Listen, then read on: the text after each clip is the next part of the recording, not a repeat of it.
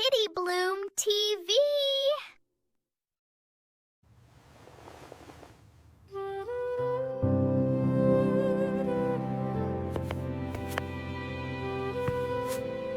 August 15 జనవరి 26 రెండు ఒకటే కదా తాత?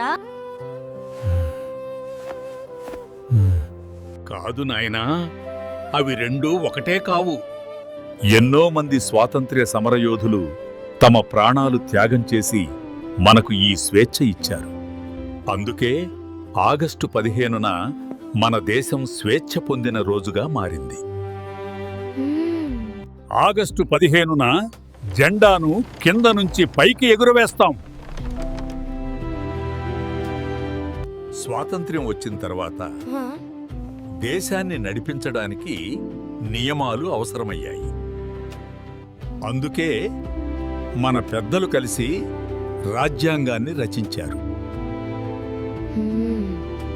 జనవరి 26న మన రాజ్యాంగం అమల్లోకి వచ్చింది.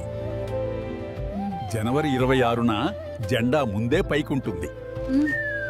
ఎందుకంటే మనకు అప్పటికే స్వాతంత్ర్యం వచ్చింది కాబట్టి. ఈ జెండా మన స్వేచ్ఛకి, మన బాధ్యతకి గుర్తు నాయనా. స్వాతంత్ర్యం మనకు లభించిన వరం. రాజ్యాంగం మనం కాపాడాల్సిన బాధ్యత. మన భారతదేశం చాలా గొప్పది తాత. దీని గొప్పతన్ని మా తరం వాళ్ళకి, మా తర్వాత తరం వాళ్ళకి కూడా తెలియజేస్తాం.